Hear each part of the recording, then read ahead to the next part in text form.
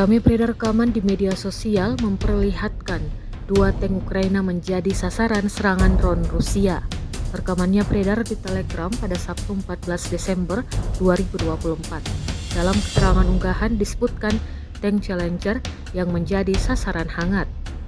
Tampak jelas dua tank Angkatan Bersenjata Ukraina dihancurkan oleh serangan drone FPV yang dikendalikan kabel ke arah Kursk. Beruntung tak ada korban jiwa yang dilaporkan dalam serangan ini.